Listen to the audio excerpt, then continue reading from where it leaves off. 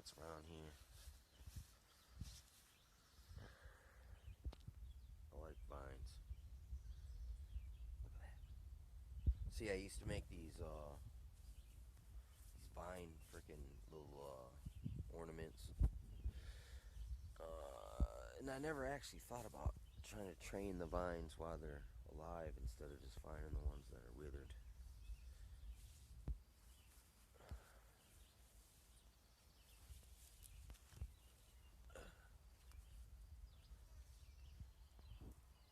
I like these ferns right here.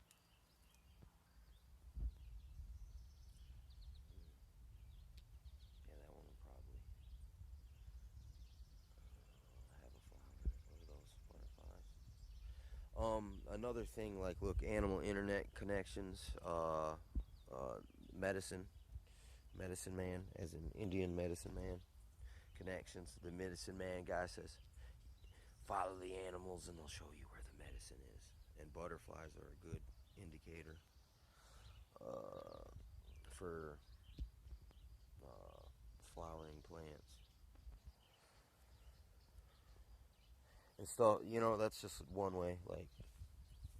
Like the birds, hear that bird making that quick chirp. He might be alarming on me, but no, there's a cat behind me. Here he is. Look, he might be alarming on the cat because I'm with the cat. Or there might be something over this fence over here that I can't see, but they're alarming. That's called birding. I forgot to use the birds for communication type purposes, or like I was just getting a message from them like that something's around, but it could be me triggering the alarm because I'm with the cat. But yeah, there's this video on YouTube called Anishinaabe Natural Scientists, and on it he says you go and watch the plants from season to season and observe things like individual processes and whole processes. It's almost like the Indians had their own form of like this natural philosophy. So it jives over well with everything else that you study, because the Chinese had their own nature philosophy texts. The Japanese had their own nature philosophy intermeshed in their stuff. It's in the Bible. It's kind of almost universal. The Vikings have some, they describe different animals like wolves and bears and whales and stuff. I'm just saying, it's like Tales from India talk about tigers, and then there's tales of dragons. You know what I mean? And those are passed down a lot of times. Just like there is some like, what was crazy to me the other day, I was listening to this Viver Vox recording of it was called like Great American Indian Chiefs and Other Men that had famous Indians. And listening to these guys, like a lot of them, like the person was saying, just like they even say, like with the Kung Fu, the reason they let any of us Westerners even know any Kung Fu is because traditionalism was being so erased in their culture that the Kung Fu itself may perish. Same thing what the guy was saying about the chronicling of the Indians. And what was strangely enough is just previously, probably a week ago, I listened to the Testament of the Patriarchs again. And, there's some very awesome freaking stuff in there. Like, it's in, I think, Zebulon or Issachar, where he talks about being a farmer and how it's your advantage to, do simple stuff like that. You'll always have food and you can give good gifts to people and stuff, but keeps you out of trouble. But when I listened to the Indians telling their lives, like, stuff, it sounded like so similar to the Testament of the Patriarchs, the Indian chiefs, famous Indian chiefs and warriors on the Viver Vox. It was freaking crazy. But yeah, when I read Indian books, the chronicles of them from the time of when the Europeans got here, the lily, freaking yeah. See those things? They freaking grow bulbs. They don't have seeds. Um, uh, when you read like the Indian tales, it sounds a lot. It's very similar to Chronicles in the Bible, and the Kings I think too is another one where it describes a bunch of fights, and Judges another one that describes them fighting. I think also Numbers and describes them fighting. And look, there's a lot of overlay between Indian stuff, like not all, because it's not all the same beliefs and stuff, but there's a lot of overlay between numbers, and like Indian tradition, native traditions. you know,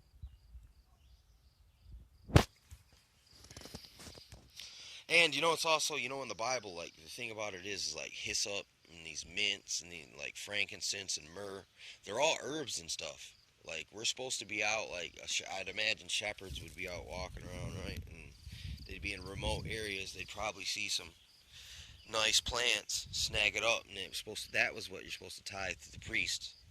And oil, like look, those thistle seeds, you can bust them up. If you get 12 pounds, it'll make 3 pounds of oil. 12 pounds of seeds, and they're really tiny seeds, man. So it's a tedious task. But look, for instance, you know, there's more, there's more uses of just common things than you. I think that's like rhubarb right there. Freaking yeah, like see that tall plant right there.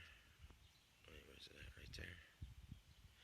That probably make a good arrow shaft if you cut it down and dried it out. Because I've noticed that about natural plants. If they're too brittle, they break. But if they're too floppy, they don't penetrate very well. It's weird trying to figure out different. Look, recreate different tricks. There's the old dandelion. See, I started with that dandelion because it was easy to identify. Look, those are called cockles right there. These.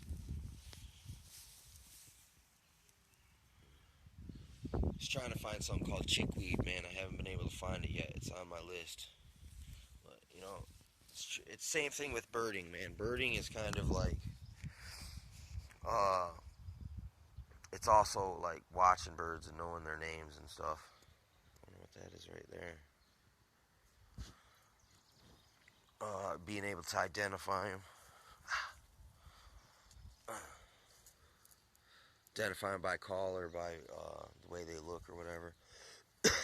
And there's all, on each kind of different kind of species of bird, there's telltale giveaways about certain things about them, whether they're a water, bird of prey, etc.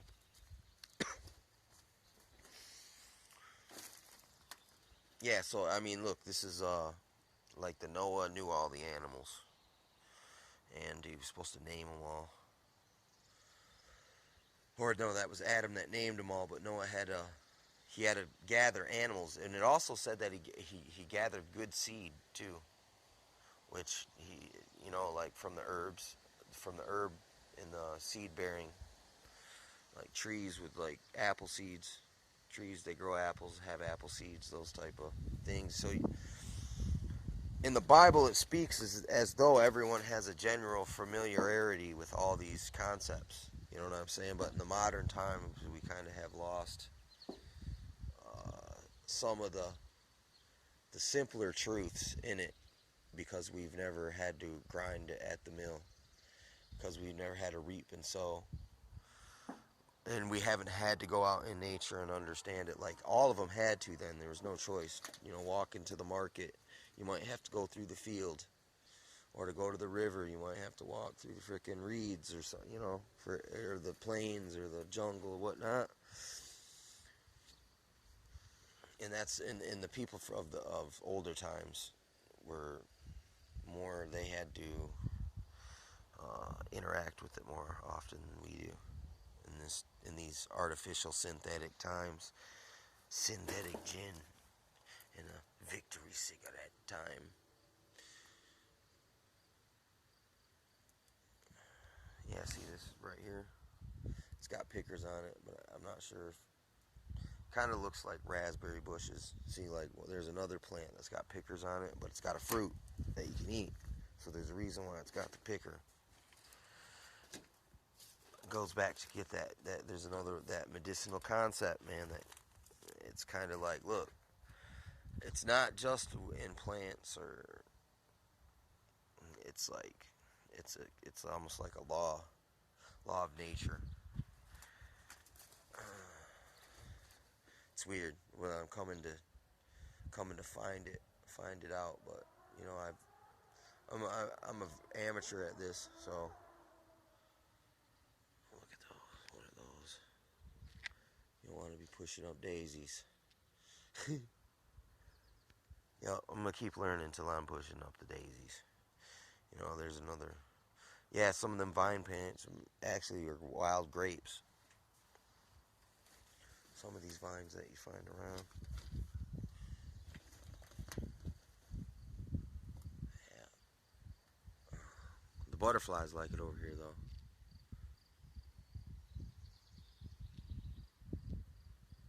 I think that's called honeysuckle. That's out there. Or if it's not, it looks kind of like, so looks like what honeysuckle looks like. Yeah, see, there's some. Another thing about plants, there's a lot of imposters, man, too. So you got to be careful, especially if you're gonna try to learn some natural medicines or even edibles, because you might have a plant that's straight in one kind of environment, but in a different area it might look the same and be something different. You know, and that only comes from experience, so it's hard to... Can't learn this shit overnight. It takes, like, seasons. That's why in the Anishinaabe natural scientist thing, it says you gotta, like, kind of watch things from season to season. You know? So it's like... But you can't spend all your time watching one thing. You kind of gotta observe everything individually in each stage of every season to understand it in its full cycle. And, you know, that's like with the dandelions. There's a certain time it's good to harvest them, and another time where they'll be more bitter. You know, knowing little things like that. You know, and it only can take time and experience. And experience is only... You can be gained by doing it, but then you got to do it from season to season. So you also got to stay dedicated for a period of time. That doesn't mean you got to spend every day, all day doing it. You just got to spend a little bit of time, you know, a couple times a week for months and years. And then by the end of your life, you'll done acquired enough experience to be super dexterous and efficient at it. Yeah, I enjoy it. It actually also, this is like therapeutic, and I get a lot of peace, and I find a new confidence because I am learning something, and I can learn now. I feel myself getting better at it and be able to apply it more often in more ways. And that's the benefit of it, you know. It's like before you get the flower, you know, you got this weed that kind of just looks awkward there for a while. You know, and by going through the fruition, you get the flowers or the fruits or the seeds or whatever.